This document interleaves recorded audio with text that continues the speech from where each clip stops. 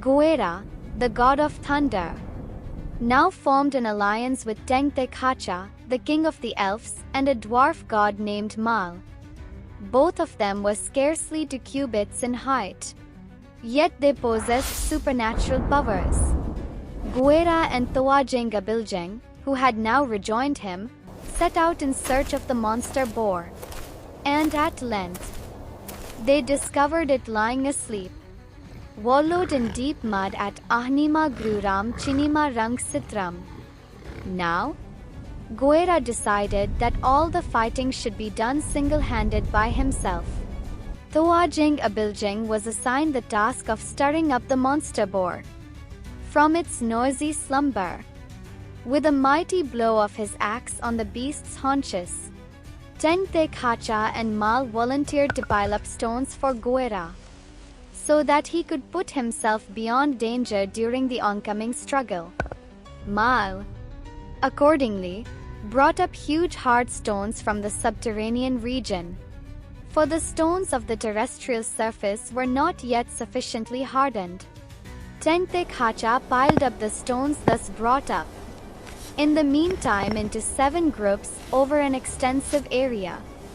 When Guera was ready for battle, Tengte approached the Monster-Boar stealthily and dealt it a tremendous blow with his axe on its haunches. He then ran away as fast as his feet would carry him.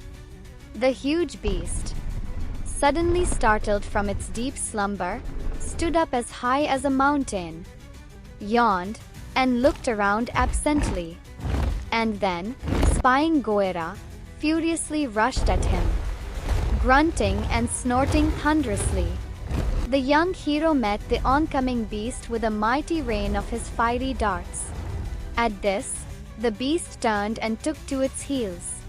The fatal arrows were too much for it, so it ran on and on towards the east. Goera pursued it hotly, ceaselessly discharging his fatal shafts after it and terribly lacerating its huge body. The beast then turned north and ran along the banks of the Songdu River. Impeded by the mighty mountains of Songdu, Be-Sik, Matpa Achik, it swerved round and retraced its steps, making wild and random sallies far and wide over Nokrek, Medan, Khilbolma Methangbol, Jhadisil Ghom Great, Gavakma Gave, Ramchenga and Nengru Ahfal. Goera persistently tracked it down and discharged his unerring arrows without pause. The Monster-Boar was now mad with fear and anger. At length, it suddenly whirled round and made desperate charges at Goera. But he avoided its onslaughts by leaping adroitly from one stone pile to another. The beast then ran past Maliadio, Chando Dengha, Balfakram, and Chikusu, turned round from time to time, and repeatedly charged Goera, breaking through the stone piles in 7 different sectors. By and by, Goera found himself in a fix. He was driven to take his stand on a disadvantageous position and resist the boar's charges with his back to the wall.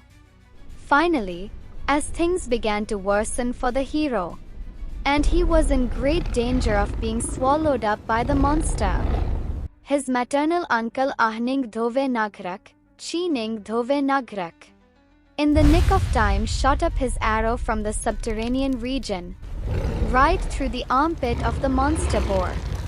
For a while, the enormous beast staggered weakly, and then finally fell down dead at Ahkura Rong Fakmare, with its head towards the east. Goera cut asunder the head of the Monster-Boar with one mighty blow of his millam at the main neck, and in a clear, thunderous voice, exultingly shouted, "Goera, the invincible, as strong and invulnerable as the adamantine rocks."